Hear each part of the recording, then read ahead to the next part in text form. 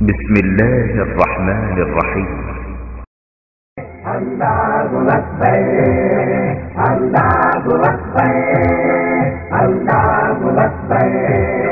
तू अब्दुल्लाह का प्यारा है, तेरे दम से नूर इशारा है। तू अब्दुल्लाह का प्यारा है, तेरे दम से नूर इशारा है। तूने रहमत का मुँह बरसाया, तेरा चेहरा नूरों ने गाया। तूने हक का रास्ता दिखलाया। अल्लाह अकबर अल्लाह अकबर. ഉസ്താദുമാർ, നാട്ടിലെ കമ്മിറ്റി ഭാരവാഹികൾ, പിതാക്കൾ, സഹോദരങ്ങൾ, ഉമ്മതങ്ങന്മാർ, അല്ലാഹു തആല നമ്മയും നമ്മോട് ബന്ധപ്പെട്ടവരെയും ഖൈറിന്റെ സലാഹിന്റെ അകലവാരെ പെടുത്തുമാറാവട്ടെ. ഈ മജ്‌ലിസിൽ ഒരുമിച്ച് വലിയ എല്ലാ മുഅ്മിൻ മുഅ്മിനാത്തുകളെയും അല്ലാഹു സ്വാലിഹീങ്ങളിൽ പെടുത്തി തരുമാറാവട്ടെ. ആമീൻ ദുആ ചെയ്തു ആ മതത്തിലേക്ക് കിടക്കാതെ ഈ കാലഘട്ടത്തിൽ അറിഞ്ഞിരിക്കേണ്ടതായ, ചിന്തിക്കേണ്ടതുമായ എന്റെ യുവ മനസ്സുകളിൽ, എന്റെ സഹോദരിമാരുടെ മനസ്സുകളിൽ ചില കാര്യങ്ങൾ സൂചിച്ചു വെക്കേണ്ടതും ചിന്തിക്കേണ്ടതുമായ ചില കാര്യങ്ങൾ സൂചിപ്പിച്ചുകൊണ്ട് ഇൻഷാ അല്ലാഹ് കുറച്ചകലിൽ നിന്ന് യാത്ര തിരിച്ച് വന്നതുകൊണ്ട് അല്പം വൈകി എന്റെ നാട്ടുകാർ ക്ഷണിക്കുമെന്നുള്ള പ്രതീക്ഷയോടുകൂടെ വിഷയത്തിലേക്ക് കിടക്കുകയാണ്. നബി സല്ലല്ലാഹു അലൈഹി വസല്ലം അവിടുത്തെ ബറക്കത്ത് കൊണ്ട്, അവിടുത്തെ ജാഹ് കൊണ്ട് നമ്മുടെ സന്താനങ്ങൾ, കുടുംബങ്ങൾ, മാതാപിതാക്കൾ എല്ലാ വിധേനയുള്ള നാരാജാതികളിൽ നിന്ന്, സിഹ്റുകളിൽ നിന്ന്, ശത്രുതകളിൽ നിന്ന്, ഫസാദുകളിൽ നിന്ന് എല്ലാവരെയും അല്ലാഹു മോചിപ്പിക്കുമാറാവട്ടെ. മദീനത്തെ പള്ളിയിൽ നബിത്തങ്ങൾ വിശ്രമിക്കുകയാണ്. ആ നേതാവായ നബിത്തങ്ങൾ ലോക മുസ്ലിമിന്റെ ചലനങ്ങൾ വീക്ഷിച്ചുകൊണ്ടിരിക്കുകയാണ്. ഹബീബായ നബി സല്ലല്ലാഹു അലൈഹി വസല്ലം തങ്ങൾ അവിടുത്തെ ജന്മമാസം, ഈ മാസത്തിൽ ആഹ്ലാദിക്കാത്ത ഒരു കുട്ടിയും എവിടെയും ഉണ്ടാവില്ല. എല്ലാ മനുഷ്യരും, എല്ലാ ജീവികളും, മുഴുവൻ വസ്തുക്കളും, ആകാശത്തിലൂടെ പാടിക്കളിക്കുന്ന പക്ഷികൾ തൊട്ട് എന്ന് വേണ്ട നമ്മുടെ കൺമുമ്പിൽ കാണുന്ന ഏതൊക്കെ ജീവികളുണ്ടോ, ഈ റബീഅ് വസന്തമാസം വരുമ്പോ ഒരു പ്രത്യേകമായ സ്നേഹം, ഒരു പ്രത്യേകമായിരിക്കുന്ന മഹബ്ബത്ത്, നേതാവായ നബിത്തങ്ങളോട് മഹബ്ബത്തുള്ള ഒരു മനുഷ്യനത് മറക്കാൻ പറ്റില്ല. ലോകത്തെ എല്ലാ ജീവികൾക്കും സന്തോഷവും മഹബ്ബത്തും ഉണ്ട് എങ്കിൽ അങ്ങ് അകലെ ഡെൻമാർക്ക് എന്ന് പറയുന്ന സ്ഥലത്ത് വെച്ച് ഒരു തീരപത്രത്തിൽ വിവരമില്ലാത്ത ഒരു മനുഷ്യൻ കാർട്ടൂൺ വരച്ചപ്പോഴേക്കും ലോകത്തുള്ള മനുഷ്യമക്കൾ ഇളകി മറിഞ്ഞു. ചൈനയിലുള്ള, റഷ്യയിലുള്ള, അമേരിക്കയിലുള്ള എല്ലാ മുസ്ലിമീങ്ങളും എന്നല്ല മനുഷ്യസ്നേഹികൾ, ജാതി മതഭേദമന്യേ ഈ രാജ്യത്തെ മതമൈത്രി എന്തെന്ന് കാണിച്ചത്, പഠിപ്പിച്ചു തന്ന സാഹോദര്യവും സ്നേഹവും സന്തോഷവും എങ്ങനെയെന്ന് കാണിച്ചു തന്ന ഒരു നേതാവിനെ ഈ രാജ്യത്ത് വളരെ മോശമായ ചിത്രീകരണം നടത്തിയപ്പോ രാജ്യത്തുള്ള എല്ലാ ആളുകളും പ്രതിഷേധ ആരാണ് ആ നേതാവ്, ആരാണ് നബി സല്ലല്ലാഹു അലൈഹി വസല്ലം, ഈ വിഷയത്തിൽ ജനങ്ങളുടെ മുന്നിലേക്ക് ജനങ്ങൾ ഇറങ്ങിത്തിരിച്ച് മഹാനായ നബിത്തങ്ങളെ അരുത്, റസൂലുള്ളാഹി തങ്ങളെ കാറ്റിൽ വരച്ച് പുച്ഛിക്കുന്നത് മോശമാണ്, മറ്റ് മതവിശ്വാസികൾ പോലും പറഞ്ഞപ്പോ എന്റെ മുസ്ലിമീങ്ങളോട്, ഈമാനുള്ള എന്റെ ഉമ്മമാരോട് ഞാൻ ഓർമ്മപ്പെടുത്തുന്നു, ആ ഹബീബായ നബി സല്ലല്ലാഹു അലൈഹി വസല്ലം ലോക മുസ്ലിമിന്റെ കേന്ദ്രമായ മദീനയിൽ കിടന്നുകൊണ്ട് ഈ മനുഷ്യമക്കളുടെ ചരണങ്ങൾ വീക്ഷിക്കുന്നുവെങ്കിൽ ആ നബി സല്ലല്ലാഹു അലൈഹി വസല്ലം തങ്ങളെക്കുറിച്ച് ഇന്ത്യ സന്ദർശിക്കാൻ വേണ്ടി അടുത്ത കാലത്ത് വന്ന ഈ നൂറ്റാണ്ടിലെ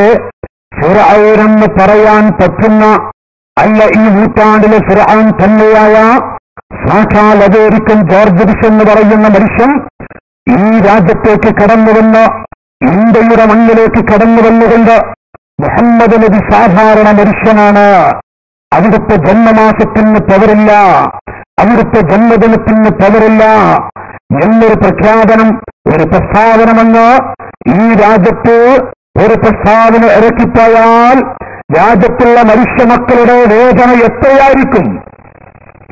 എന്റെ ഈ വാക്കുകളോട്, എന്റെ ശബ്ദം കേൾക്കുന്ന സുഹൃത്തുക്കളോട് ഞാൻ ആമുഖത്തിൽ ചോദിക്കുന്നത്, ഈ റബീഅ് വസന്തമാസത്തിൽ ആഹ്ലാദിക്കാത്തൊരു കുട്ടി ഉണ്ടാവില്ല എന്ന് ഞാൻ പറഞ്ഞു. ജോർജ് ബുഷ് എന്ന് പറയുന്ന മനുഷ്യൻ പാവപ്പെട്ട ഇറാഖിലെ പിഞ്ചോമന മക്കളെ ചുട്ടുകരിച്ചുകൊണ്ടിരിക്കുന്ന സാക്ഷാൽ അമേരിക്കൻ ജോർജ് ബുഷ് എന്ന് പറയുന്ന മനുഷ്യൻ. നമുക്കറിയില്ലേ, 8 വയസ്സ് പ്രായമുള്ള കുട്ടികൾ, 10 വയസ്സ് പ്രായമുള്ള മക്കൾ അതാ പാവപ്പെട്ട മനുഷ്യ മക്കളിലേക്ക് കൈനീട്ടിക്കൊണ്ട് പറയുന്നു, എന്റെ പ്രിയപ്പെട്ട ഉമ്മ, അതേ 10 മാസം മുമ്പ് പ്രസവിച്ച ഉമ്മ ആ ജോർജ് ബുഷിന്റെ വെടിയുണ്ടയുടെ മുന്നിൽ പിടഞ്ഞു വീണ് മരിച്ചു. എന്റെ ഉപ്പ ജോർജ് ബുഷിന്റെ ബോംബിന് മുന്നിൽ ചിതറിക്കിടക്കുകയാ. ഉപ്പ എന്ന് വിളിക്കാനൊരു കാര്യമില്ല, ഉമ്മ എന്ന് വിളിക്കാനൊരു കാര്യമില്ല, ഇക്ക എന്ന് വിളിക്കാനൊരു കാര്യമില്ല. ഓ മുസ്ലിമീങ്ങളെ, നിങ്ങളൊക്കെ പടച്ച റബ്ബിലേക്ക് കൈനീട്ടി ദുആ ചെയ്യുമ്പോ ഇറാഖിലെ കുട്ടികളായ ഞങ്ങളെന്ന് മരിച്ചു വീഴാൻ നിങ്ങൾ ദുആ ചെയ്യുക. ഈ മക്കൾക്കൊരു തുള്ളി വെള്ളം നൽകണ്ട, ഈ മക്കൾക്കൊരു പിടി ഭക്ഷണം ആവശ്യമില്ല, ഒരു റിയാൽ നിങ്ങൾ നൽകേണ്ട ആവശ്യമില്ല. സാധുക്കളായ ഇറാഖിലെ പട്ടിണി പാവങ്ങളായ ഞങ്ങളെന്ന് മരിക്കാൻ നിങ്ങൾ ദുആ ചെയ്യുമോ? ഇറാഖിലെ നൂറുകണക്കിന് പാവപ്പെട്ട കുഞ്ഞുമക്കൾ നിലവിളിച്ച് കരയുമ്പോ 10,000 വരുന്ന പാവപ്പെട്ട ഫലസ്തീനുകളെ ചുട്ടുകരിച്ചുകൊണ്ടിരിക്കുന്ന സാഖാൽ ഷരോൺ എന്ന് പറയുന്ന ഒരു മനുഷ്യൻ, മഹാനായ നബിത്തങ്ങൾ സാധാരണ മനുഷ്യൻ എന്ന് പറഞ്ഞാൽ, അല്ലാഹുവിന്റെ ഹബീബിന്റെ ജന്മമാസത്തിന് പവറില്ല എന്ന് പറഞ്ഞാൽ രാജ്യത്തെ മുസ്ലിമിന്റെ പൊട്ടുന്ന കൽബ് എത്രയുണ്ടാവും? രാജ്യത്തെ മനുഷ്യന്റെ വേദനിക്കുന്ന മനസ്സ് എത്രയായിരിക്കും? ഈ രാജ്യത്ത് പക്ഷേ ഒരൊറ്റ ഹൈന്ദവ സഹോദരൻ, നമ്മുടെ ഹൈന്ദവ സുഹൃത്തുക്കൾ അതേ സാഹോദര്യവും മതമൈത്രിയും പഠിപ്പിച്ച നേതാവായ നബി സല്ലല്ലാഹു അലൈഹി വസല്ലം തങ്ങളെ കുറിച്ചുകൊണ്ട്, നേതാവായ നബി തങ്ങളെ കുറിച്ചുകൊണ്ട് സാധാരണ മനുഷ്യനെന്ന് പോയി അതല്ലെങ്കിൽ മോശപ്പെടുന്നൊരു വാക്ക് ഈ രാജ്യത്തെ ഹൈന്ദവര് പറഞ്ഞിട്ടില്ല, പറയില്ല. നമ്മുടെ സുഹൃത്തുക്കൾക്ക് പറയാൻ മനസ്സ് വരില്ല. എന്ന് വേണ്ട, നീണ്ട സന്ദർശിക്കാൻ വന്ന് സാക്ഷാൽ അമേരിക്കൻ ജോർജ് ബുഷ് റസൂലുള്ള മുഹമ്മദ് നബി സാധാരണക്കാരൻ എന്ന് പറഞ്ഞിട്ടില്ല. മനസ്സിലുള്ള ആവശ്യവും മനസ്സിലുള്ള താല്പര്യവും എന്തോ നമുക്ക് ചർച്ച ചെയ്യേണ്ടതില്ല. പക്ഷെ പരസ്യമായി ഈ സമയം വരെ അവര് പറഞ്ഞിട്ടില്ല. എങ്കിൽ നമ്മുടെ സഹോദരങ്ങൾ അറിവില്ലാതെയോ മറ്റോ ആയി പവിത്രമായ റബീഅ എന്ന വസന്തമാസമെന്ന് വരുമ്പോ കാണുന്ന പോസ്റ്ററുകളിലും കാണുന്ന സ്ഥലങ്ങളിലുമൊക്കെ അനിസ്ലാമികവും മഹാനായ നബിത്തങ്ങളുടെ ചെറിയൊരു മദഹ പറയുന്ന സമയം അന്താ ഉമ്മുൻ അം ആദു മറഅയ്നാ ഫീമാ മിസ്ല ഹുസ്നിക ഖത്തു യാ സയ്യിദി ഖൈറൻ നബി. ഓ നബിയേ, അങ്ങയെക്കുറിച്ച് ഉമ്മയെന്ന് പറഞ്ഞാൽ മതിയാവില്ലല്ലോ നബിയേ, അവിടുത്തെ കുറിച്ച് പിതാവ് എന്ന് പറഞ്ഞാൽ പോര നബിയേ. ആ ഹബീബിന്റെ മദഹ് പറയുന്ന താമസം കാഫിറിൽ നിന്ന് ചത്തുപോകുമെന്നല്ല, ഇസ്ലാമിൽ നിന്ന് പുറത്തു പോകും. പല രൂപത്തിലുമൊക്കെ നമ്മുടെ സുഹൃത്തുക്കൾ പറയുമ്പോ ഒരു കാലത്തത് പറഞ്ഞ അനിസ്ലാമികമാണ് എന്ന് മുദ്ര കുത്തിയിട്ട് ഈ മാസങ്ങൾക്ക് മുമ്പ്, 2-3 മാസങ്ങൾക്ക് മുമ്പ് ഈമാനുള്ള എന്റെ യുവാക്കളോട് ഞാൻ പറഞ്ഞു വരുന്നത്, ആ നേതാവായ നബിത്തങ്ങളുടെ ഉമ്മയെക്കുറിച്ച്, ആ ഹബീബായ നബിത്തങ്ങളെ 10 മാസം മുമ്പ് പ്രസവിച്ച ഉമ്മയെക്കുറിച്ച് കോഴിക്കോടിന്റെ മണ്ണിൽ വെച്ച് ചർച്ച ചെയ്തിരിക്കുകയാണ്. കോഴിക്കോട് പട്ടണത്തിൽ വെച്ച് ചർച്ച ചെയ്തു പോയി. എന്താണെന്നറിയോ? മുഹമ്മദ് നബിയുടെ ഉമ്മ മുസ്ലിമത്തോ കാഫിറത്തോ? മഅദല്ലാഹ്. മറുപടി, മുഹമ്മദ് നബിയുടെ ഉമ്മ ആമിന എന്നവൾ കാഫിറായി മരിച്ചവളാണ്. കാലാകാലവും നരകത്തിലാണ്. ഒരു കാലത്തും അവർ സ്വർഗത്തിൽ കിടക്കില്ല. മുഹമ്മദ് നബിയുടെ പിതാവ് അവർ കാലാകാലവും നരകത്തിലാണ്. ഒരിക്കലും സ്വർഗത്തിന്റെ വാസന പോലും മടിച്ചു വീശാൻ അവർക്ക് സാധിക്കുകയില്ല. ആരാണ് മുസ്ലിമീങ്ങളെ പറയുന്നത്? നമ്മുടെ അയൽപ്പക്കത്തുള്ള ഹൈന്ദവ സുഹൃത്തുക്കൾ അക്കിരിഞ്ചാരക്ക വലൽക്കാണ് കാഫിറ. നിന്റെ അയൽപ്പക്കത്തുള്ളവൻ ഹൈന്ദവ സഹോദരനാണോ? ആ പാവങ്ങൾ പട്ടിണി കിടക്കുന്നുവെങ്കിൽ നീ സുഖമായി ഭക്ഷണം കഴിച്ച് കിടന്നിറങ്ങരുത്. ഹൈന്ദവ സുഹൃത്തുക്കളെ ആദരിക്കുക, ബഹുമാനിക്കുക, സ്നേഹിക്കുക. അവരോട് മതമൈത്രി കാണിച്ച് സഹോദരത്വം സ്നേഹത്തിനും വർത്തിക്കുക എന്ന് പഠിപ്പിച്ച പവിത്രമായ ദീനുൽ ഇസ്ലാം. ആ ഹൈന്ദവ സുഹൃത്തുക്കൾ മുഹമ്മദ് നബിയുടെ ഉമ്മ കാഫിറത്താണ്, കാലാകാലവും നരകത്തിലാണ്. അവർ പറയില്ല സാക്ഷാൽ വലം തുറന്ന അൻകൽ യഹൂദ് വലം നസാറാ. ഓ നബിയേ, ഒരു കാലത്തും തങ്ങളെ യഹൂദികൾ ജൂതർക്ക് തൃപ്തിയില്ല നബിയേ. അങ്ങയുടെ മദഹ് കേൾക്കാൻ ജൂതർ തൃപ്തിപ്പെടുന്ന നബിയേ. വലം തുറന്ന അൻകൽ യഹൂദ് വലം നസാറാ. ഒരു കാലത്തും യഹൂദികള് അങ്ങയെക്കുറിച്ച് തൃപ്തിപ്പെടില്ല. അവിടുത്തെ മദഹ് കേൾക്കുമ്പോ പുച്ഛമാണ്. അവിടുത്തെ സന്തോഷവാർത്ത കേൾക്കുമ്പോ അവർക്ക് വല്ലാത്ത വെറുപ്പുള്ള കാര്യമാണ് നബിയേ. പരിശുദ്ധ ഖുർആൻ പഠിപ്പിച്ചിട്ടുണ്ട് എങ്കിൽ ആ ജൂതരോടും മഹാനായ നബി തങ്ങൾ സാധാരണക്കാരി എന്നല്ല. അവിടുത്തെ ഉമ്മ നരകത്തിലാണ്, അവിടുത്തെ പിതാവ് നരകത്തിലാണ്. പറഞ്ഞിട്ടില്ല, പറയാനുള്ള മനസ്സ്, അതല്ലെങ്കിൽ അവർക്കുള്ള ധൈര്യം വന്നില്ല എങ്കിൽ നമ്മുടെ മലയാളമണ്ണിലുള്ള കോഴിക്കോട് ജില്ലയിലുള്ള നമ്മുടെ പ്രിയപ്പെട്ട സഹോദരങ്ങൾ അവരാണ് പറഞ്ഞു പോയത്. അവരുടെ മനസ്സതിന് അനുവദിച്ചു. എന്റെ സുഹൃത്തുക്കളെ, റബീഅ എന്ന വസന്തമാസമായതുകൊണ്ട് ഞാൻ ഈ ഭാഗമൊന്ന് സൂചിപ്പിക്കുകയാണ്. ആരാണ് റസൂലുള്ള? അവിടുത്തെ ഉമ്മ നരകത്തിൽ നിന്ന്. ഓ ഈമാനുള്ള പിതാക്കളെ, ലാ യൽമഉ ബഅദഹാ അബദാ. ഒരു കാലത്തും ദാഹിക്കാത്ത വെള്ളം റസൂലുള്ള 10,000 നൽകുമ്പോ ആ ഹബീബിന്റെ കരങ്ങളിൽ നിന്ന് വെള്ളം വാങ്ങി കുടിക്കാൻ ആഗ്രഹമുള്ള മുസ്ലിമീങ്ങളെ, ഈ ഭാഗം ചിന്തിക്കാൻ നമുക്ക് കഴിയുമോ? 6 വയസ്സോടെടുക്കുന്ന സമയം, അതാ ഒട്ടകപ്പുറത്ത് സഞ്ചരിക്കുന്ന ഘട്ടം. ഹദല്ലദീ സബ്ബഹൽ ഹസാബി റാഹതിഹി വല്ലബ്ബു കല്ലമഹു ജഹറൽ മഅൽ ജമരി. ഹദല്ലദീ സബ്ബഹൽ ഹസാബി റാഹതിഹി വല്ലബ്ബു കല്ലമഹു ജഹറൽ മഅൽ ജമരി. മഹാനായ നബി തങ്ങൾ 6 വയസ്സോടടുക്കുന്ന സമയത്ത് ഹദല്ലദീ സബ്ബഹൽ ഹസാബി റാഹതിഹി വല്ലബ്ബു കല്ലമഹു ജഹറൽ മഅൽ ജമരി. അവിടുന്ന് ഒരു പിടി മണ്ണെണ്ണ എടുക്കുന്ന സമയം സുബ്ഹാനല്ലാഹി വബിഹംദിഹി അവിടുന്ന് തസ്ബീഹ് ചൊല്ലിയപ്പോ, ആ മഴത്തരികെ തസ്ബീഹ് ചൊല്ലിയ സമയത്ത് ഉമ്മ ഇതെന്താണ് പറയുന്നത്? അതാ ഉപ്പാപ്പയുടെ അരികിൽ കൊണ്ടുപോകുന്നു.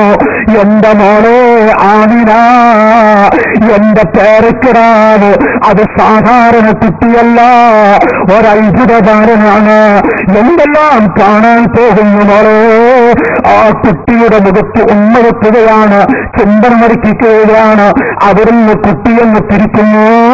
ആ സമയം വല്ലബ്ബു കല്ലമഹു ജഹറൽ മഅൽ ജമരി. വലിയൊരു ഒട്ടകം വന്ന് ഓടി വന്ന് അവിടുത്തെ തലയങ്ങോട്ട് താഴ്ത്തിക്കൊടുക്കുമ്പോ 6 വയസ്സോടടുത്തമുള്ള കുട്ടി ഒട്ടകപ്പുറത്തിരുന്ന് അങ്ങനെയും സംസാരിക്കുന്ന രംഗം വീടിന്റെ ചാരത്ത് വന്ന് യാ ഉമ്മ ഉമ്മ എന്നങ്ങ് വിളിക്കുമ്പോ എവിടെ നിന്നാ എന്റെ കുട്ടി വിളിക്കുന്നത്? വാതിലങ്ങ് തുറന്നു നോക്കുന്ന സമയത്ത് ഒട്ടകപ്പുറത്തിരുന്ന് കളിക്കുന്ന കുട്ടിയെ കാണുമ്പോ ഒട്ടകപ്പുറത്തിരുന്ന് സംസാരിക്കുന്ന ആ കുഞ്ഞിനെ കാണുന്ന സമയത്ത് ആമിന ബീവി എന്ന് പറയുന്ന ഉമ്മ അവിടുത്തെ കണ്ണുനീരൊരുക്കിക്കൊണ്ട് കരയുകയാണ്. തണ്ടോരമുള്ള കുട്ടി ഒട്ടകപ്പുറത്തുനിന്ന് ഇറങ്ങിയിട്ട് ഓടിച്ചെന്ന് ആ പെണ്ണു ഉമ്മയുടെ കണ്ണുനീര് തുടച്ചു കൊടുത്തിട്ട് യാ ഉമ്മ ഉമ്മ എന്റെ കളിയും എന്റെ ചിരിയും എന്റെ സംസാരവും എന്റെ ഉമ്മാക്ക് തൃപ്തിയില്ലോ. ഉമ്മ ഉപ്പ എന്ന് വിളിക്കാൻ എനിക്ക് കഴിഞ്ഞിട്ടില്ല. എന്റെ പൊന്നു ഉപ്പയുടെ മുഖം കാണാൻ ഭാഗ്യം ലഭിച്ചില്ല. എന്റെ ഉപ്പയുടെ കയ്യൊന്ന് പിടിച്ചു നടക്കാൻ എനിക്ക് കഴിഞ്ഞില്ല. എന്റെ ഉമ്മ ഇക്ക എന്ന് വിളിക്കാനല്ല ആരെങ്കിലും വിളിക്കുമ്പോ എനിക്ക് സഹോദരിമാരുണ്ടോ? എന്റെ ഉമ്മാക്ക് എന്റെ കളിയൊന്നും തൃപ്തിപ്പെടുന്നില്ലേ? റസൂലുള്ളയാകുന്ന കുട്ടിയെ അടച്ചുകൂട്ടിക്കൊണ്ട് എന്റെ കരളേ നിന്റെ കളി ഇഷ്ടപ്പെടാത്തത് കൊണ്ടല്ല ഞാൻ കരഞ്ഞുപോയത്. നേരെ മറിച്ച് നിന്നെ പ്രസവിക്കുന്നതിന് മുമ്പ് നിന്നെ ഗർഭം ചുവന്ന് നടക്കുമ്പോ അതാ നിന്റെ ഉപ്പ എന്റെ കൈപ്പിടിച്ചുകൊണ്ട് എന്നോട് പറഞ്ഞു, മോളെ നീ പ്രസവിക്കുമ്പോഴേക്കും ഞാൻ വല്ല ജോലിയും ചെയ്ത് വല്ലതും സമ്പാദിച്ചു കൊണ്ടുവരാം എന്ന് പറഞ്ഞു ഉപ്പ വന്ന് പോയതാണ്. പിന്നെ ഉപ്പ വന്നിട്ടില്ല മോളെ, ഉപ്പയെ കണ്ടിട്ടില്ല. ഉമ്മ എന്റെ ഉപ്പയുടെ ഖബറ് എവിടെയാണ്? റസൂലുള്ളാഹി സ്വല്ലല്ലാഹു അലൈഹി വസല്ലം തങ്ങള് ആ പ്രിയപ്പെട്ട ഉമ്മയുടെ മുഖത്ത് നോക്കി ചോദിക്കുന്നു, ഉമ്മ എന്റെ ഉപ്പയുടെ ഖബറ് എവിടെയാണ്? എന്റെ ഉപ്പയുടെ ഖബറെന്ന് കാണിച്ചു തരുമോ ഉമ്മ? ആ കുഞ്ഞിന്റെ കൈ പിടിച്ചു പിതാവിന്റെ ഖബറിന്റെ ചാരത്തിലെത്തി. ഇതാണ് ഉപ്പയുടെ ഖബർ എന്ന് പറയുമ്പോ ആ ഖബറിലേക്ക് നോക്കിയിട്ട് വല്ലാത്ത കരച്ചിൽ. ആ ചെറിയ കുട്ടിയാണ് ഉപ്പ എന്ന് വിളിച്ച് കരയുന്നത്. അവിടുത്തെ കരച്ചിൽ നിർത്തുന്നില്ല. ഈ ഉപ്പയുടെ പിതാവിന്റെ ഖബറിന്റെ അരികിൽ ഇരുന്നുകൊണ്ട് ആ തന്റേടമുള്ള കുട്ടി ദിങ്ങി ദിങ്ങി കരയുമ്പോൾ ഉമ്മ കുഞ്ഞിന്റെ കൈ പിടിച്ചുകൊണ്ട് മോനെ ഉപ്പാപ്പ കാത്തിരിക്കുന്നുണ്ട് പോകണം. ആ കുഞ്ഞിന്റെ കൈ പിടിച്ചിട്ടിരിക്കുമ്പോ കൈകൊണ്ട് ആഞ്ഞു കാണിക്കുന്നു ഉപ്പയുടെ ഖബറിലേക്ക്. അവിടുന്ന് തിരിക്കുന്ന സമയത്ത് റോഡരികിലൂടെ സഞ്ചരിക്കുമ്പോ ഒരു മരത്തിന്റെ ചുവട്ടിലെത്തുന്നു. ആ സമയത്ത് ഈ ഉമ്മ മോനെ ഉമ്മാക്ക് വല്ലാത്ത പനി വരുന്നുണ്ട്, എനിക്ക് സുഖമില്ല മോനെ. ഈ കാണുന്ന മരത്തിന്റെ ചുവട്ടിൽ അല്പമെന്ന് വിശ്രമിച്ചിട്ട് നമുക്ക് പോയാൽ പോരോ? തന്റെ ഇടമുള്ളത്തിൽ ഓടിച്ചെന്ന് ആ മരത്തിന്റെ ചുവടങ്ങ് വൃത്തിയാക്കി 2 കാലങ്ങ് നീട്ടിക്കുറച്ചിട്ട് അവിടുന്ന് പറയുന്നു, അവിടുത്തെ 2 കാലങ്ങ് നീട്ടിയിട്ട് ഉമ്മ എന്റെ മടിയിൽ അവിടുന്ന് തലവെച്ച് കിടക്കണേ ഉമ്മ.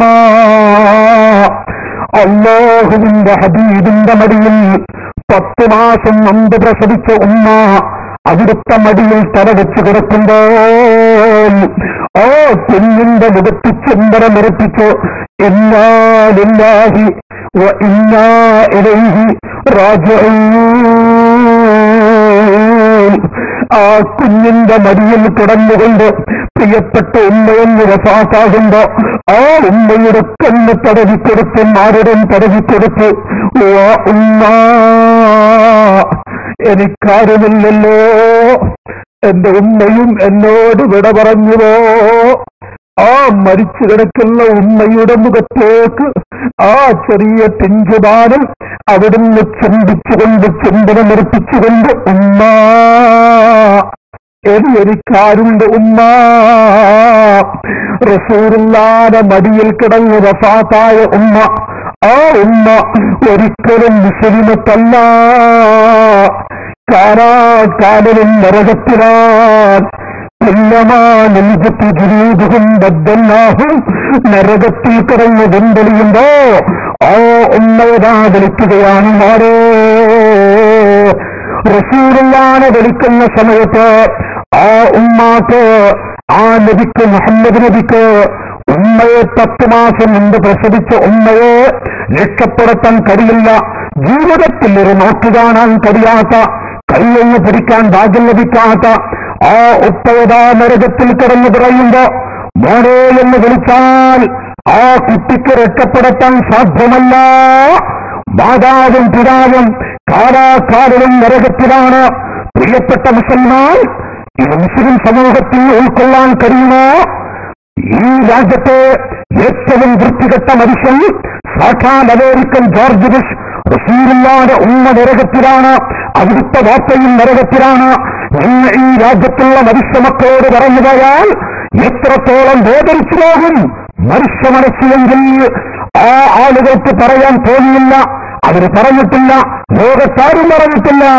നമ്മുടെ കേരളക്കരയിലുള്ള കോഴിക്കോട് ജില്ലയിൽ നമ്മുടെ സഹോദരങ്ങൾ, ഞാനെന്റെ വിമർശിക്കാൻ പറയുന്നതല്ല, ഈ മാസമായതുകൊണ്ട് ഒരു സൂചന ഒന്നുമാരെ മുജാഹിദി എന്ന് പറയുന്ന ഒരു വിഭാഗമുണ്ട്. അവരുടെ സംസ്ഥാന നേതാവ് പരസ്യമായി പ്രഖ്യാപിച്ചിരിക്കുകയാണ്, മുഹമ്മദ് നബിയുടെ ഉമ്മയും വാപ്പയും കാലാകാലവും നരകത്തിലാണ്. തൃശൂർ ജില്ലയിൽ വേലായുധൻ എന്ന് പറയുന്ന എന്റെ ഒരു അമുസ്ലിം സഹോദരനുണ്ട്, ഒരു അമുസ്ലിം സുഹൃത്തുണ്ട്. ആ സുഹൃത്ത് ഈ വാക്കെന്ന് കേട്ടുകൊണ്ട്, ഈ പ്രഭാഷണം കേട്ടുകൊണ്ട് ആ അമുസ്ലിം സഹോദരൻ ചോദിക്കുകയാണ്, ഓ മുസ്ലിയാക്കന്മാരെ, കോടിക്കണക്കിന് വരുന്ന മുസ്ലിങ്ങളുടെ നേതാവ് മുഹമ്മദ് നബി എന്ന് നിങ്ങൾ പറയുമ്പോ സ്വന്തം ഉമ്മ നരകത്തിൽ കിടന്ന് പിടയുകയാണ്, സ്വന്തം ഒറ്റ നരകത്തിൽ കിടന്ന് പിടയുകയാണ്. ആ സമയത്ത് മാതാപിതാക്കളെ നരകത്തിൽ നിന്ന് മോചിപ്പിക്കാൻ കഴിയില്ല. അവർ കാലാകാലം നരകത്തിലാണ്. മാതാപിതാക്കളെ നരകത്തിൽ നിന്ന് മോചിപ്പിക്കാൻ കഴിയാത്ത മുഹമ്മദ് നബി എന്നെ കോടിക്കണക്കിന് മനുഷ്യ മക്കളെ നരകത്തിൽ നിന്ന് മോചിപ്പിക്കും? വേലായുധൻ എന്ന് പറയുന്ന ഒരു ഹൈന്ദവ സുഹൃത്തിന്റെ ചോദ്യത്തിന് മുന്നിൽ നാമൊക്കെ പതറിപ്പോകുകയാണ്. എന്ത് പറയാനുണ്ട്? ആ ചോദ്യത്തിന് മുന്നിൽ എന്ത് നമുക്ക് ഉത്തരം പറയാനുണ്ട്? ഒന്നും പറയാൻ കഴിയില്ല. സ്വന്തം ഉമ്മയെ രക്ഷപ്പെടുത്താൻ കഴിയാത്ത, 6 വയസ്സ് പ്രായമുള്ളപ്പോ വഫാത്തായിപ്പോയ ഉമ്മയെ മോനെ എന്ന് വിളിച്ച് കരയുമ്പോ ആ ഉമ്മയുടെ കൈപ്പിടിക്കാൻ കഴിയാത്ത മുഹമ്മദ് നബിയാണോ കോടിക്കണക്കിന് മുസ്ലിങ്ങളുടെ നേതാവ്? എങ്ങനെ രക്ഷപ്പെടുത്താൻ കഴിയും? വാസ്തവത്തിൽ വേലായുധന്റെ ചോദ്യം കേട്ടോ ഒരു വാക്ക് ആ സുഹൃത്തിന്റെ മുന്നിൽ മറുപടി പറയാൻ സാധിച്ചില്ല. മറുപടി പറയാൻ എങ്ങനെ സുഹൃത്തിന്റെ മുന്നിൽ പറയും?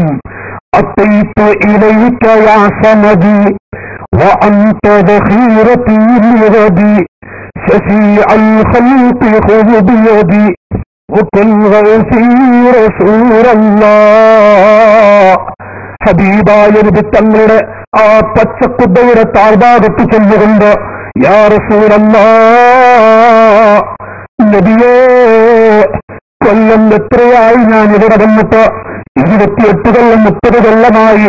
കണ്ടോ 40 കൊല്ലം അവര് ദർശനം നടത്തിയ ഇമാം മാലിക് റളിയല്ലാഹു അൻഹു ആ 40 കൊല്ലത്തിൽ മദീനയിലൂടെ നടക്കുമ്പോ ചെരുപ്പ് ധരിക്കാത്ത മാലിക് റളിയല്ലാഹു അൻഹു 40 കൊല്ലം മദീനയിൽ ഒരു വാഹനത്തിലും സഞ്ചരിക്കാത്ത മാലിക് റളിയല്ലാഹു അൻഹു ഉറങ്ങുമ്പോൾ പടച്ചവരെ, റസൂലുള്ളാഹിന്റെ അരികിലേക്ക് എന്റെ കാല് നീട്ടിപ്പോകുമോ?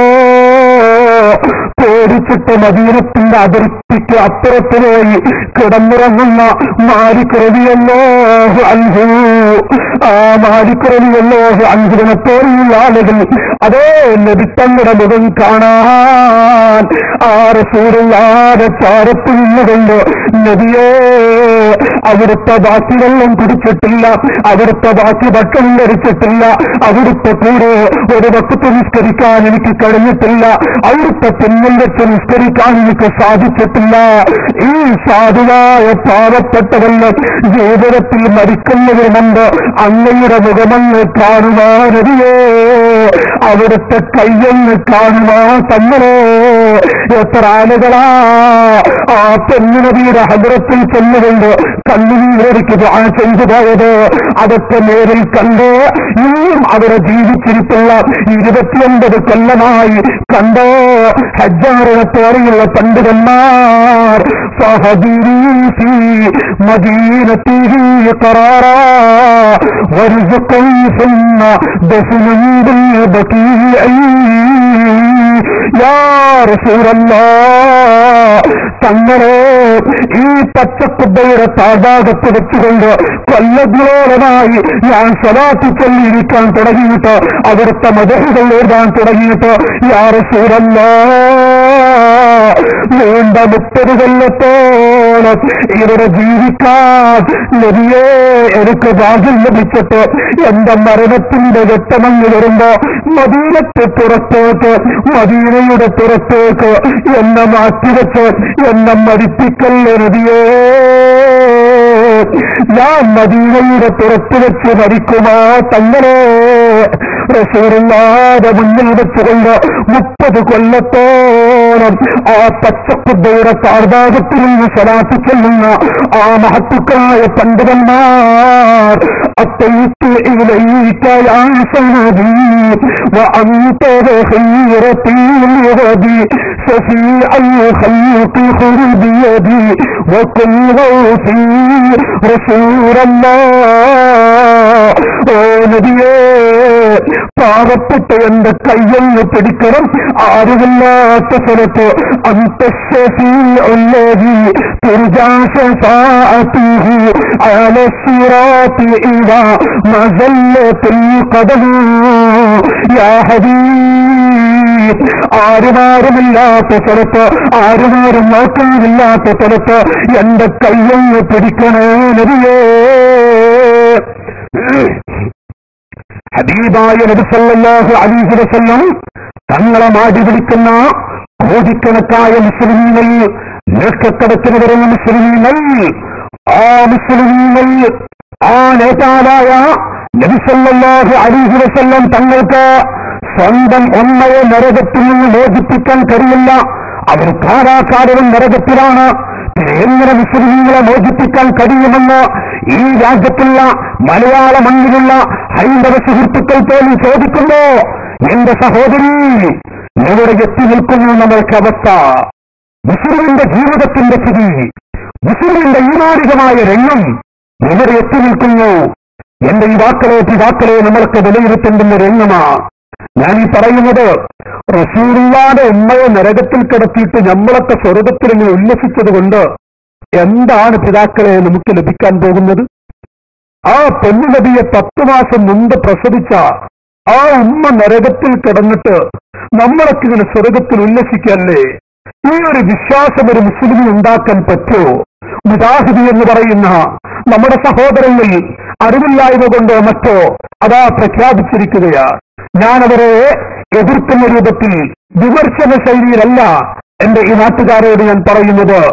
കഴിഞ്ഞില്ല കണ്ടോ ഇപ്പോഴും കോഴിക്കോട് പട്ടണത്തിൽ കേസത്ത് വരെ വിപണിയിലുണ്ട്. ഇൻഷാ അല്ലാഹ് ഞങ്ങൾക്ക് സൗദിയുടെ ഭരണം കിട്ടിയാൽ 2ാമത്തെ ദിവസം മുഹമ്മദ് നബിയുടെ പച്ചക്കുബ്ബ തച്ച് പരിസരമാക്കുകയും റസൂലുള്ളാഹിന്റെ ഖബർ മദീനത്തെ പള്ളിക്ക് പുറത്താക്കി പള്ളി പൂർത്തിയാക്കാതെ ഞങ്ങൾക്ക് വിശ്രമമില്ല. ആരാണ് മുസ്ലിമേ? അതിനാണ് നേരത്തെ ഞാൻ പറഞ്ഞത്. ഈ രാജ്യത്തെ പാവപ്പെട്ട ഫലസ്തീനുകളെയും അഫ്ഗാനുകളെയും വേദനിപ്പിച്ചുകൊണ്ടിരിക്കുന്ന സാക്ഷാൽ അമേരിക്കൻ ജോർജ് ബുഷ് എന്ന് പറയുന്ന ആ ഈ മനുഷ്യൻ, ഈ നൂറ്റാണ്ടിലെ ഫിറഔനായ മനുഷ്യൻ പോലും റസൂലുള്ളാഹിന്റെ പച്ചക്കുബ്ബ തച്ച് പരിസരമാക്കണമെന്നുള്ള പ്രസ്താവന ഇറക്കിയിട്ടില്ല. ഒരുപോലെ മലയാളികളായ മുസ്ലിമീങ്ങളെ നമ്മൾ ചിന്തിക്കുക. ആ ജോർജ് ബുഷ് പ്രഖ്യാപിക്കുകയാണ് മുഹമ്മദ് നബിയുടെ പച്ചക്കുബ്ബ തച്ച് പരിസരമാക്കണം.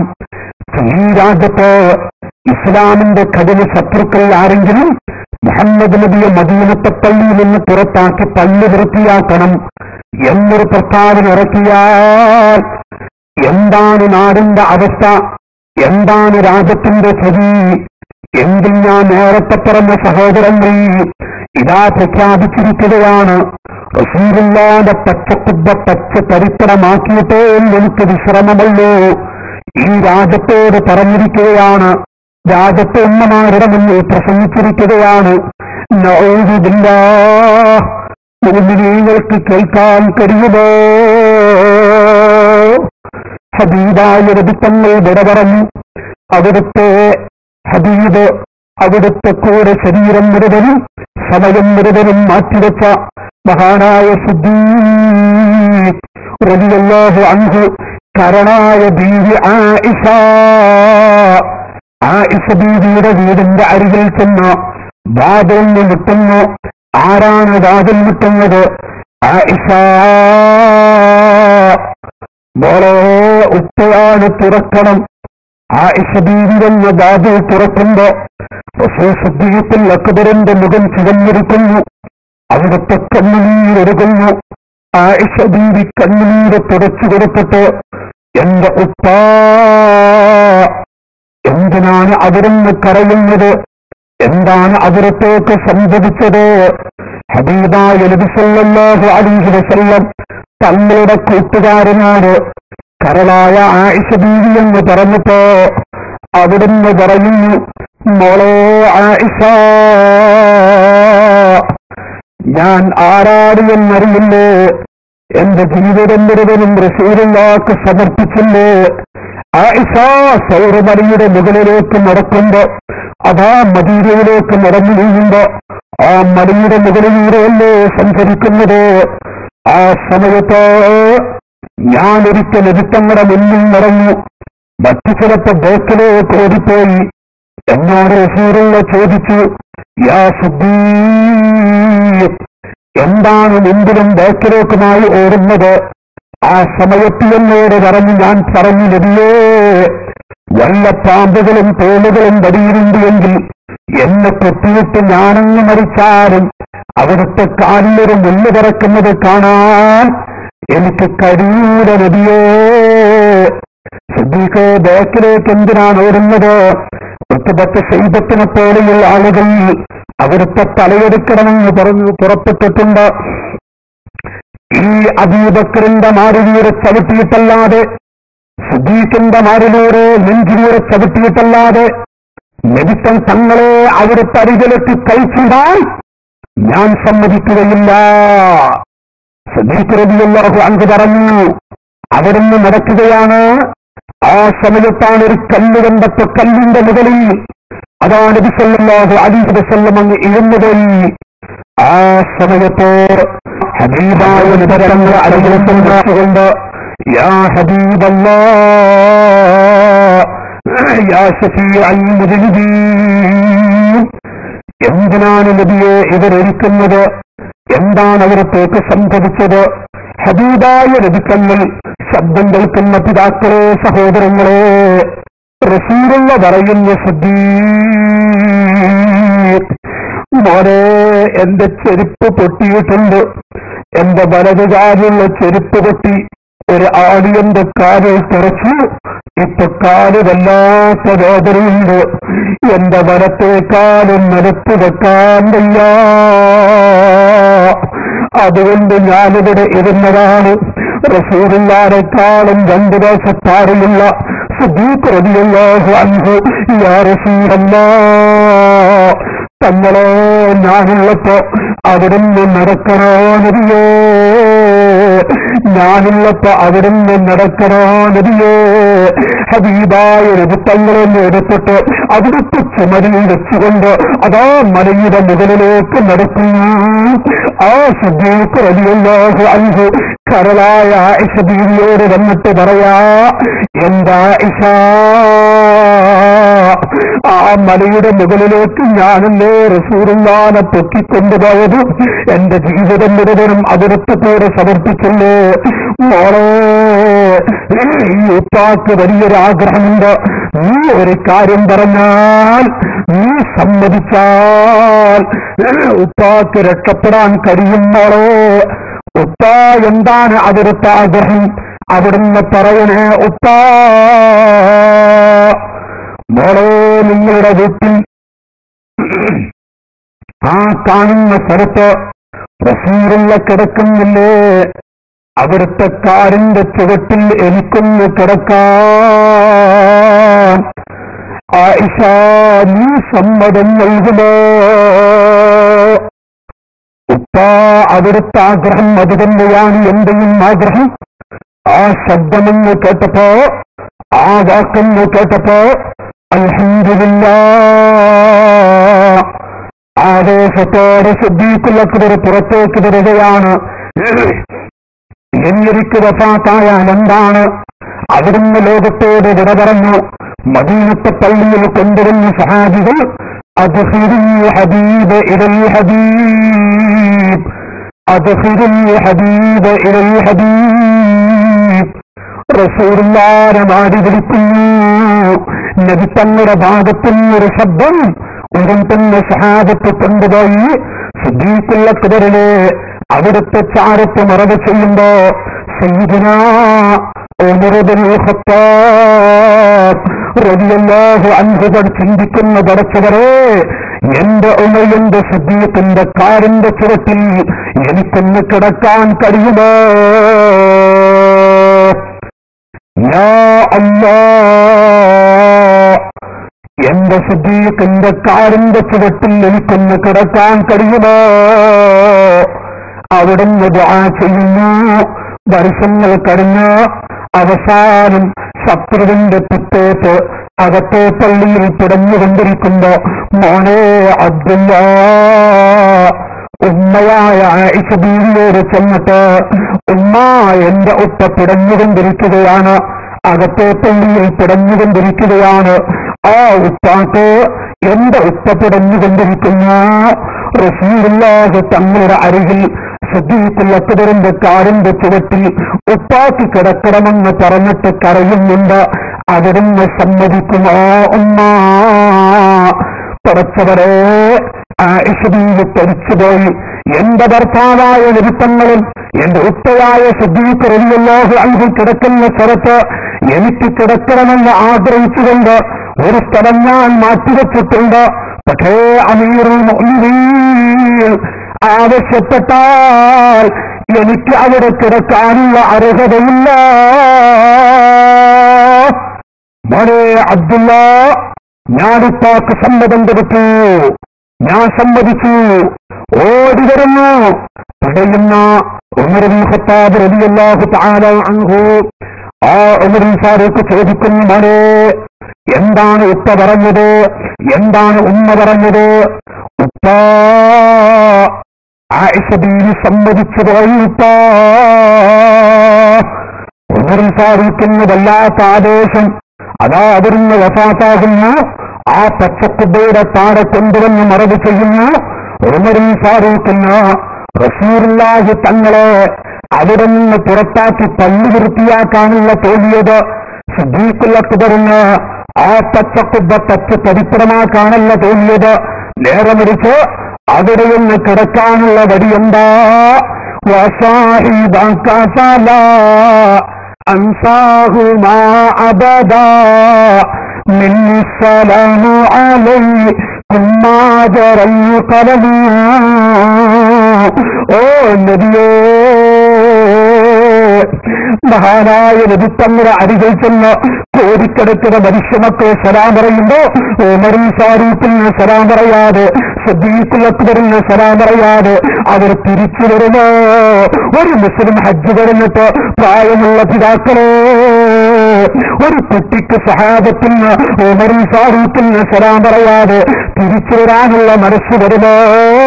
ആ ഉമറിനും സിദ്ദീഖുൽ അക്ബറിനും റസൂലുള്ളാഹിന്റെ അരികിൽ കിടക്കണമെന്നുള്ള, ജന്നത്തുൽ ബഖീഇൽ കിടക്കാനുള്ള ആഗ്രഹം വന്നത് റസൂലുള്ളാഹിന്റെ അരികിലൊന്ന് കിടക്കണം. അവിടുന്ന് കൊതിച്ചു, വല്ലാതെ മോഹിച്ചുപോയി, അവിടുന്ന് വല്ലാതെ ആഗ്രഹിച്ചുപോയി. ആ നബിത്തങ്ങളും സഹാബത്തും കിടക്കുന്ന സ്ഥലത്ത് അവിടുത്തെ പരിശുദ്ധമായ മക്ബറ, ആ മക്ബറയുടെ മുകളിൽ കാണുന്ന പച്ചക്കുബ്ബ അത് തച്ച് പരിപ്പണമാക്കണമെന്നും റസൂലുള്ളാഹിനെ പള്ളിക്ക് പുറത്താക്കി പള്ളി വൃത്തിയാക്കണമെന്നും ഈ രാജ്യത്ത് പറഞ്ഞത് ഒരൊറ്റ ഹൈന്ദവ സുഹൃത്തുക്കളല്ല. ഈ രാജ്യത്തെ മറ്റേതെങ്കിലും മതവിശ്വാസികളല്ല. നേരെ മറിച്ച് പാവപ്പെട്ട പെൺകുട്ടികളെ പള്ളിയിലേക്ക് ആനയിക്കുന്ന നിരുത്തങ്ങളുടെ ജന്മമാസം വരുമ്പോ വെറുപ്പ് പ്രകടിപ്പിച്ച് അനിസ്ലാമികമാണെന്നല്ല 10,000 പോസ്റ്ററുകളും നോട്ടീസുകളും ഇറക്കുന്ന നമ്മുടെ സുഹൃത്തുക്കളാണ്, നമ്മുടെ സഹോദരങ്ങളാണ്. അതുകൊണ്ട് തന്നെ ധാർമ്മികതയിൽ നാം സംസാരിച്ചു വരുമ്പോ ഏറ്റവും കൂടുതൽ ചിന്തിക്കേണ്ടുന്ന ഒരു ഭാഗമായതുകൊണ്ട് ഞാൻ ആ ഭാഗത്തോടെ തുടങ്ങി വെച്ചു എന്ന് മാത്രം. മഹാനായ നബിത്തങ്ങളുടെ മാസം, ആ മാസത്തിൽ ഏതൊരു മുഅ്മിനും വലിയ സന്തോഷമാണ്, ആഹ്ലാദമാണ്. മാത്രമല്ല ആ നബിത്തങ്ങളെ കുറിച്ച് ഇതുപോലെയുള്ളൊരു വാക്ക് പറയാൻ കേൾക്കാൻ ഒരു മുസ്ലിമിന് കഴിയില്ല.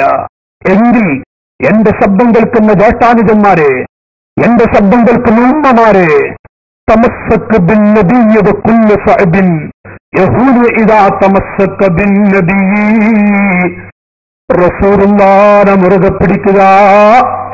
നബിത്തങ്ങളെ പിടിക്കുന്ന ഒരു മനുഷ്യന് ഏത് വലിയ മല പോലെയുള്ള പ്രശ്നങ്ങളും മഞ്ഞുപോലെ ആയിത്തീരുന്നതാണ്. ഹബീബായ നബി മുഹമ്മദ് റസൂലുള്ളാഹി സല്ലല്ലാഹു അലൈഹി വസല്ലം പാവങ്ങളായ നമുക്ക് വേണ്ടി കണ്ണുനീരൊഴുക്കി വിട പറഞ്ഞ മുഹമ്മദ് റസൂലുള്ളാഹി. ചൊല്ലിക്കൊള്ളും പോയിക്കോട്ടെ മദീനത്തെ പള്ളിയിലേക്ക്. ഹബീബിന്റെ മദഹ്. എന്റെ പ്രായമുള്ള പിതാക്കൾ, അൽഹംദുലില്ലാഹ്, പ്രായമുള്ള ഉപ്പമാരെ സദസ്സുണ്ട്. അല്ലാഹുവിനൊക്കെ ആഫിയത്ത് കൊടുക്കുമാറാവട്ടെ. നബിത്തങ്ങളുടെ പേര് നമുക്ക് ഇടയ്ക്കിടയ്ക്ക് പറയാം. സ്വലാത്ത് ചൊല്ലിയിട്ട് എന്റെ ഉമ്മമാരും എന്റെ സുഹൃത്തുക്കളും നമുക്ക് ഈ പ്രഭാഷണം കഴിയുമ്പോഴേക്കും ഒരു 10-30 പ്രാവശ്യം ഹബീബിന്റെ പേരിങ്ങനെ പറയാൻ കഴിഞ്ഞാൽ 5000-ൽ പരം സ്വലാത്ത് നമുക്ക് റസൂലുള്ളാഹിന്റെ ഹദ്റത്തിലേക്ക് ഹദിയ ചെയ്യാൻ കഴിയും. ഇന്ന് ദുആ കഴിയുമ്പോ, ഈ പ്രഭാഷണന്റെ ദുആ ചെയ്യുമ്പോഴേക്കും ഏറ്റവും ചുരുങ്ങിയൊരു 10,000 സ്വലാത്ത് കൂട്ടമായി മദീനത്തെ പള്ളിയിലേക്ക് ഹദിയ ചെയ്ത് നമുക്ക് പോകണം. അതുകൊണ്ട് തന്നെ ഹബീബിന്റെ പേര് നമുക്ക് ആവർത്തിക്കാം. ലോകത്തിന്റെ നേതാവ് മുഹമ്മദ് റസൂലുള്ളാഹി. എന്തിനാണ് മുസ്ലിമീങ്ങളെ വേദനിക്കുന്നത്? പാവപ്പെട്ട പെൺകുട്ടികളെ വിവാഹം ചെയ്യാൻ കഴിയാതെ വേദനിക്കുന്ന സഹോദരങ്ങൾ. 32 വയസ്സ് പ്രായമുള്ള പെൺകുട്ടി രാവിലെ എഴുന്നേറ്റ് വീടിന്റെ വരാന്തയിൽ അടിച്ചുവാരിക്കൊണ്ടിരിക്കുമ്പോ ആ പെൺകുട്ടിയുടെ മുഖത്ത് നോക്കി പൊട്ടിക്കരയുന്ന വേദനിക്കുന്ന ഉമ്മ.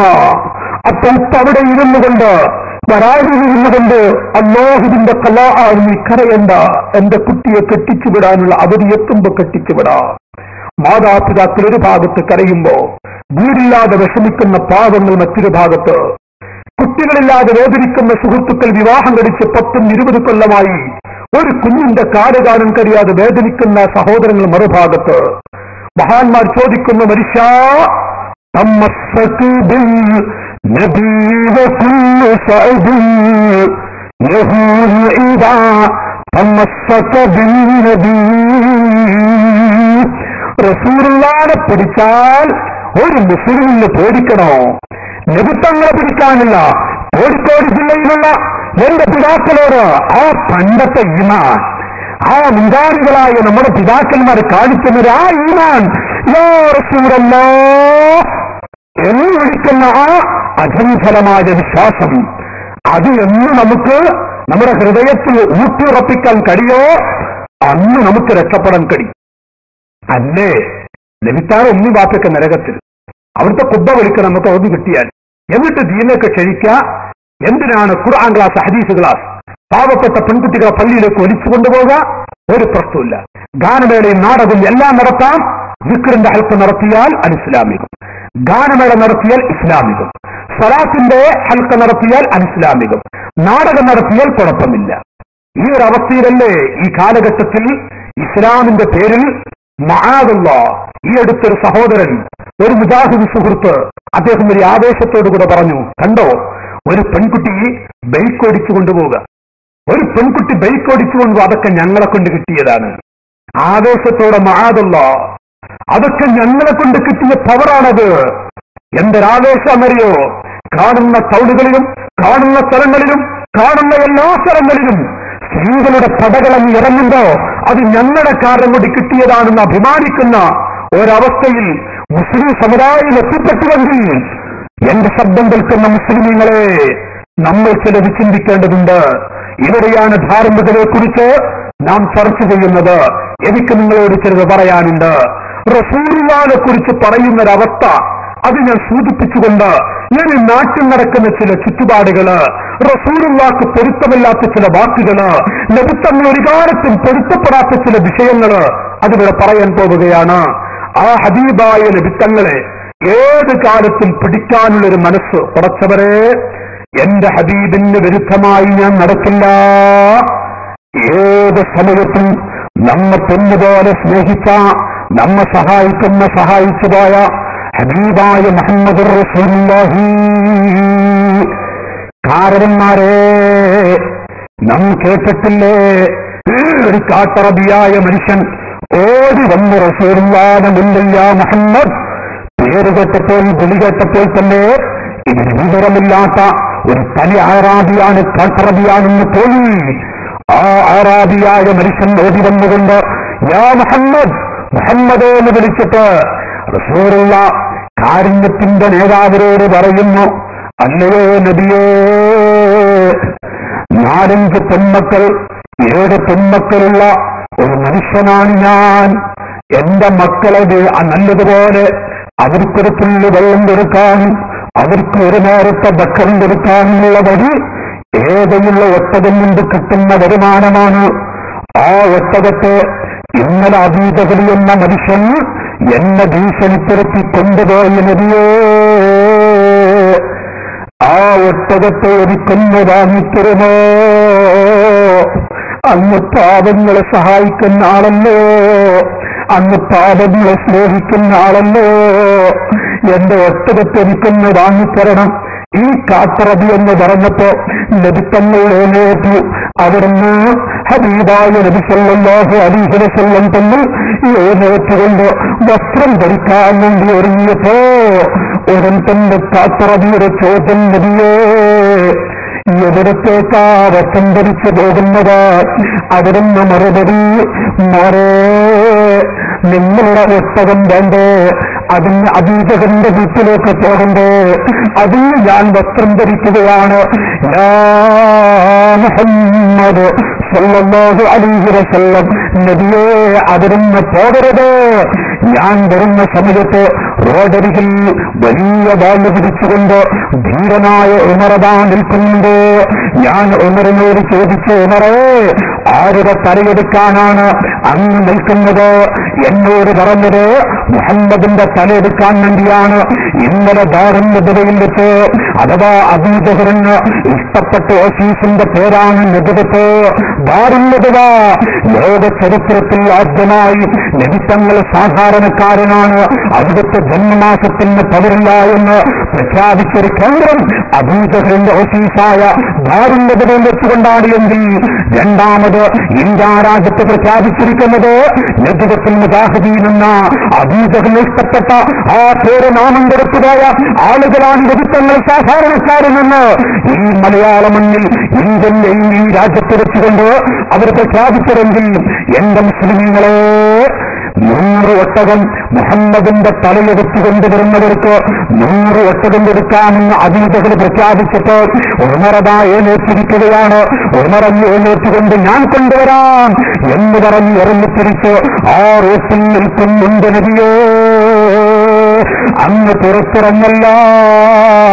ഞാൻ നിങ്ങളുടെ അരികിലേക്ക് വന്നത് നിങ്ങൾ റബ്ബിനോട് ദുആ ചെയ്താൽ എന്റെ ഒട്ടകത്തെ തിരിച്ചു കിട്ടുമെന്ന് പല ആളുകളും പറഞ്ഞിട്ട് ഞാൻ വന്നതാണ്. ഒന്നീ എന്റെ ഒട്ടകം തിരിച്ചു ലഭിക്കാൻ വേണ്ടി നിങ്ങൾ പ്രാർത്ഥിക്കരേ. നബിത്തങ്ങൾ പുഞ്ചിരിക്കുന്നു. ആ കൂട്ടുകാരനോട്, ആറാബിയോട്, മോനെ, ലോകത്താരെയാ പേടിക്കേണ്ടത്? ഖാലിഖായ റബ്ബിനെയല്ലാതെ ഈ ലോകത്ത് ആരെയും പേടിക്കേണ്ടതില്ല.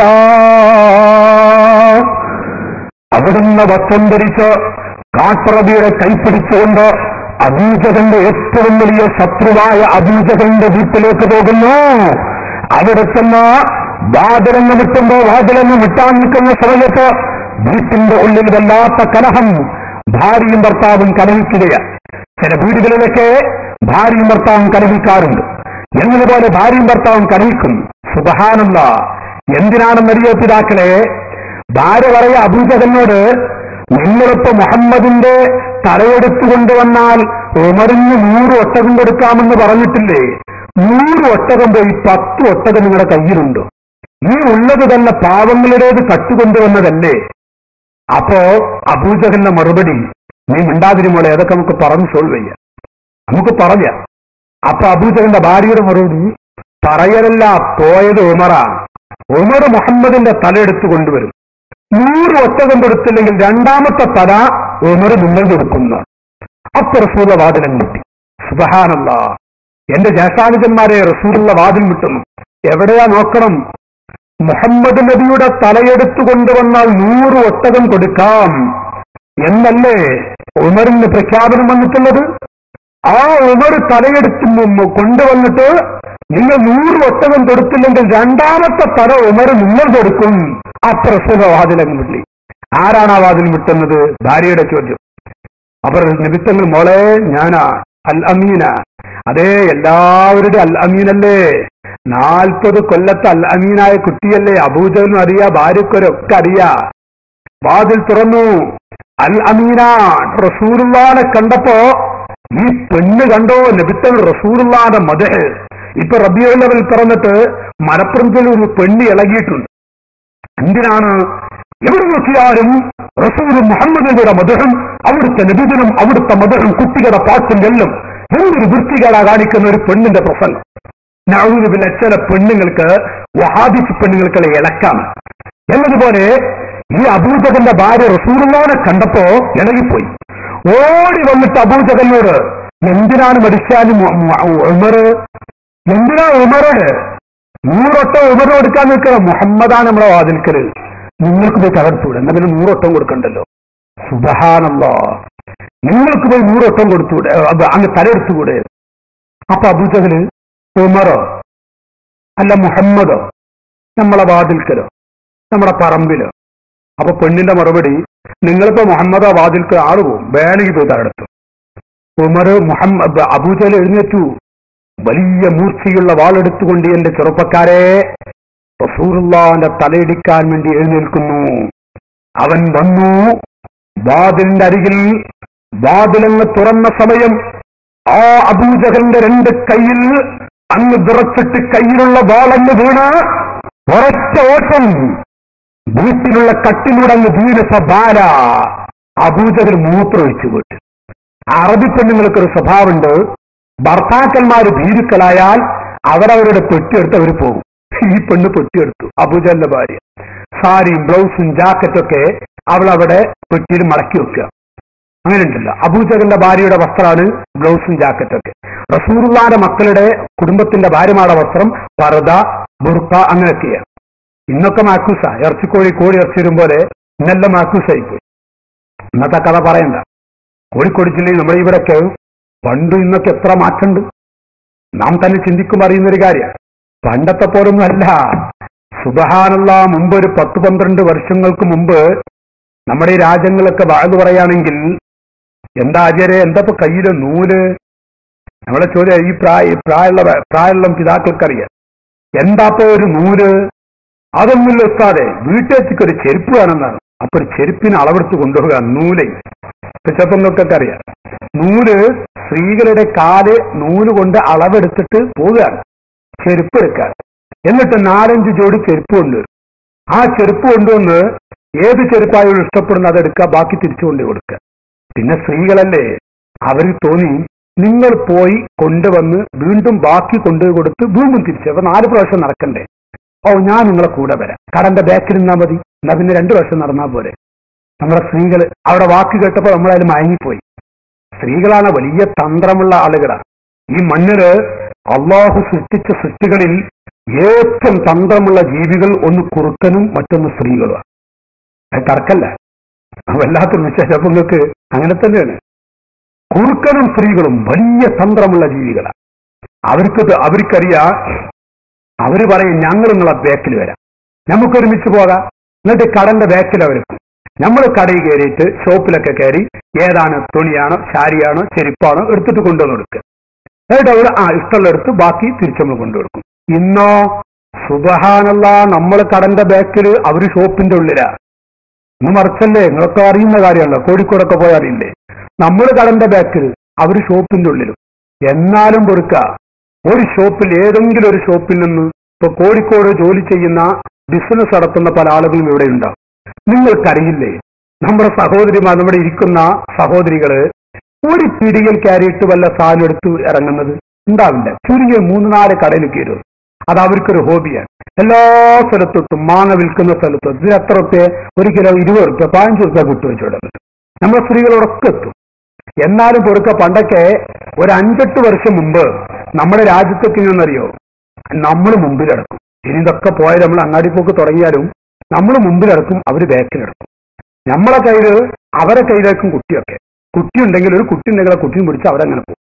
സുബ്ഹാനല്ലാഹ്, ഇന്നിപ്പോ അതിന് മാറ്റം വന്നു. അവരെ കയ്യിൽ ബാഗ്, നമ്മളെ കയ്യിൽ കുട്ടികൾ, അവര് മുമ്പിൽ, നമ്മൾ ബാക്കിൽ. ഇന്നിപ്പോ അങ്ങനല്ലേ, നിങ്ങൾ ഉണ്ടല്ലോ നോക്കി, അവരെ കയ്യിൽ ബാഗ്, നമ്മളെ കയ്യിൽ കുട്ടികൾ, എന്നിട്ട് അവരെ ബാക്കിൽ നമ്മളിങ്ങനെ നടക്കുക. സുബ്ഹാനല്ലാഹ്, 2 വർഷം മുമ്പ് മർക്കസ് കോംപ്ലക്സ് പള്ളിയുടെ അവിടെ ഞങ്ങൾ 2-3 ഉസ്താദന്മാരെങ്ങനെ നിൽക്കുന്നുണ്ട്. അപ്പൊ ഒരുത്തനുണ്ട്, ഒരു കുട്ടീനും പിടിച്ചിങ്ങനെ നടക്കുന്നു, ഒരു പെണ്ണിന്റെ ബാക്കിൽ. ഇവളെങ്ങനെ ലെഫ്റ്റ് റൈറ്റ് മോള് നല്ല റാഹത്തിലാണ് നടക്കുന്നത്. അപ്പൊ ബാക്കിൽ കുട്ടിയും പിടിച്ച് ഇവങ്ങനെ നടക്കുന്നുണ്ട്. അപ്പൊ ഞങ്ങളിങ്ങനെ രംഗം, റബ്ബേ, ആ മനുഷ്യന്റെ അവസ്ഥ കണ്ടു, ആ ചെറുപ്പക്കാരൻ ചെയ്യുന്ന രംഗം. അവസാനം ഇവൻ മെല്ലെ ചെന്നിട്ട് പെണ്ണിനോട് ഒരു 5 റുപ്യ സിസറ് വാങ്ങാനുണ്ട്. ഓ മരിക്കലാ കൂട്ടരൊക്കെ. അപ്പൊ അവള് എന്തിനാ 5 റുപ്യ 2 റുപ്യ പോരെ, നമ്മളെ കാശ്, നമ്മൾ അധ്വാനിച്ചത് അവളെ കയ്യിൽ. എന്നിട്ട് അവളിങ്ങനെ നമ്മളങ്ങട്ട് ഉരുട്ട. ഇന്നിപ്പോ അങ്ങനെയാണ് പറയാതിരിക്കുന്നത്. എത്ര സ്ത്രീകളാണ് പുരുഷന്മാരെങ്ങനെ കറക്കിക്കൊണ്ടിരിക്കുന്നത്. ചില സ്ത്രീകളൊക്കെ പുരുഷന്മാരെ അടിക്കാനും തുടങ്ങിയിട്ടുണ്ട്. അവിടെ എത്തിയിട്ടുണ്ട്. സ്ത്രീകൾ പുരുഷന്മാരൊക്കെ പഠിക്കാനും തുടങ്ങി. നമ്മൾ കൊണ്ട് നടക്കുക, പേടിയാണ് നമുക്ക്. ഒന്നും പറയാൻ വയ്യ. ചിലപ്പോൾ അവൾ ചീത്ത, എന്റെ വീട്ടുകാർക്ക് ചീത്ത എന്തെങ്കിലും പറഞ്ഞു, ചിലപ്പോൾ അടിച്ചും ചെയ്യും. കോഴിക്കോട് കണ്ണൂർ മാട്ടൂല എന്ന സ്ഥലത്ത് വാതിൽ പോയി. ഞാൻ അവിടെ ചോദിച്ചു, ഇവരൊക്കെ ഇപ്പൊ സ്ത്രീകൾ ഇങ്ങോട്ട് അടിക്കലാതെ പുരുഷന്മാർ അങ്ങോട്ട് അടിച്ചു. ഉസ്താദ് അങ്ങോട്ടും ഇങ്ങോട്ടും ഇങ്ങോട്ടാ കൂടുതൽ കിട്ടല്. ഒരു സംഭവം തമാശ പറഞ്ഞതാണെങ്കിലും ഞാൻ ചിന്തിച്ചു, വിഷയൊക്കെ ഇപ്പൊ അങ്ങനെ തന്നെയാണ്. സ്ത്രീകൾ ഇങ്ങോട്ട് അടിക്കാൻ തുടങ്ങിക്കുന്നത്, സ്ത്രീകൾക്ക് നമ്മളെ തലക്കൊക്കെ തോടാൻ തുടങ്ങിക്കുന്നത്. അപ്പൊ അങ്ങനെയാണ് ഇപ്പൊ ഉള്ള അവസ്ഥ.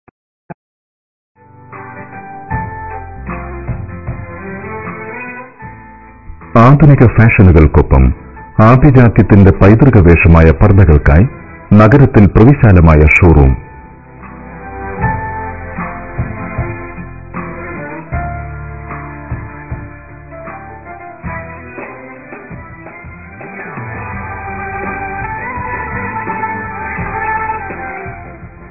ഇന്ത്യൻ ഗൾഫ് പർദ്ദകളുടെ വിപുല ശേഖരം. നിസ്കാരക്കുപ്പായം, പർദ്ദ, ഹജ്ജ് ആവശ്യത്തിന് വേണ്ട വസ്ത്രങ്ങൾ, മുതഅല്ലിങ്ങൾക്ക് ആവശ്യമായ വസ്ത്രങ്ങൾ എല്ലാം ഒരു കുടക്കീഴിൽ. അൽനൂർ പർദ്ദ, മർക്കസ് പർദ്ദ ഹൗസ്, ഹിഫാസ പർദാസ്, മർക്കസ് കോംപ്ലക്സ്, കോഴിക്കോട്. ഫോൺ 9746 433 394.